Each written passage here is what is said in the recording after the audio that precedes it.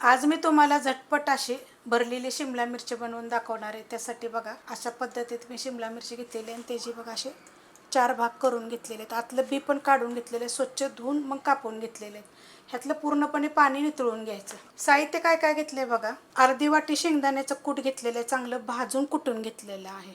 एक मीडियम आकाराचा कांदा बारीक कापून घेतलाय, थोडीशी कोथिंबीर घेतली, एक छोट्या आकाराचं टोमॅटो घेतलेलं आहे, ते पण बारीक कापून घेतलेलं आहे।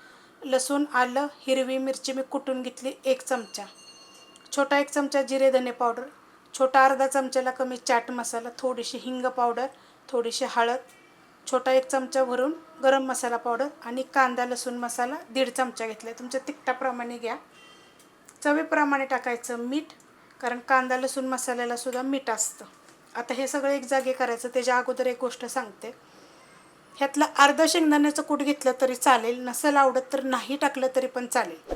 ह्याच्यामध्ये तुम्ही जी फुटाण्याची डाळ असते ना, त्याला डाळं म्हणतात, ते सुद्धा ना मिक्सरला बारीक करून 2 चमचे जर ह्याच्यामध्ये पावडर टाकली तरी चालू शकते, म्हणजे बारीक केल्यानंतर पावडर होईल। मग ती जर ह्याच्यामध्ये मिक्स केली तर चालेल, तुम्ही जर शेंगदाण्याचं कूट खात नसेल तर। तुमच्याकडे घरामध्ये डाळ नाही आहे तर चण्याची डाळ काय करायची, भाजायची चांगली आणि तिला मिक्सरला बारीक करून त्याचं पण 2 चमचे तुम्ही ह्याच्यामध्ये पावडर टाकली तरी पण चालेल। आता हे सगळं मी एक जावी करून घेते।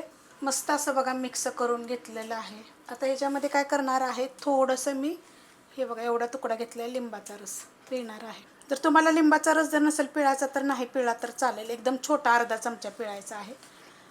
आमचूर पावडर जरी थोडीशी टाकली तरी चालेल आणि जरी काहीच नाही टाकलं तरी पण चालेल। आता हे पण चांगलं मिक्स करून घेते। मस्त असं बघा मिक्स करून घेतलेलं आहे, एकदम चटपटीत आणि एकदम चविष्ट लागते, करून बघा। हाच मसाला तुम्ही भरलेलं वांगंसुद्धा करू शकता। तर अशा पद्धतीत पकडायचं आणि हे बघा असं दाबून दाबून भरून घ्यायचं।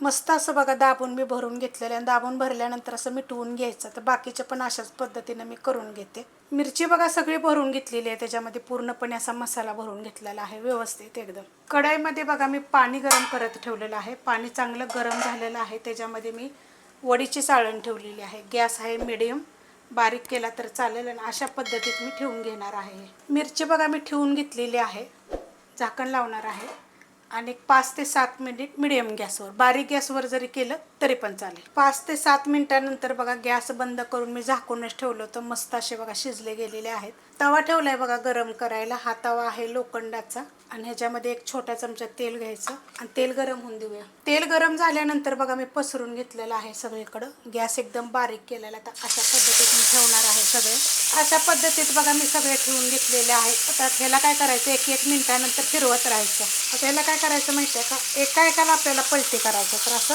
पलटी करायचं, असे भाजून घ्यायचं। आता तुम्हाला ह्यातली एक आयडिया पण लगेच सांगते, तुम्हाला जर असं शिजवायचं नसेल ना तर डायरेक्ट सुद्धा तुम्ही असं तव्यामध्ये करू शकता बरं का। त्याच्या पण रेसिपी मी सगळ्या अपलोड केलेल्या आहेत। हे बघा असं फिरवायचं, पलटी करून घेतलेले आहेत सगळे। आता अशाच पद्धतीनं ना 1-2 मिनिटांना सगळ्या साईडून पलटी करून चांगले भाजून घ्यायचं।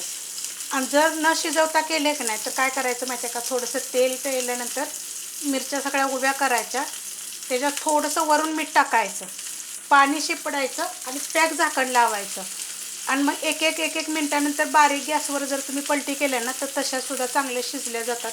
पण अशा पण एकदा करून बघा आणि तशा पद्धतीनं पण रेसिपी मी अपलोड केलेल्या आहे। तर मी काय करते, थोड्या वेळानं बघा याचं भाजून घेते सगळीकडून, सगळ्या साईडून बघा मस्त असे मी परतून घेतलेले आहेत बारीक गॅसवर, एकदम छान असे झालेले आहेत। करून बघा एकदा अशा पद्धतीनं, खूप चविष्ट होतात। रेसिपी कशी वाटली मला कमेंट करून सांगा आणि तुम्ही कसे बनवता ते पण मला कमेंट करून सांगा। आवडली तर लाईक करा, सबस्क्राईब करा, कमेंट करा आणि शेअर बी करा।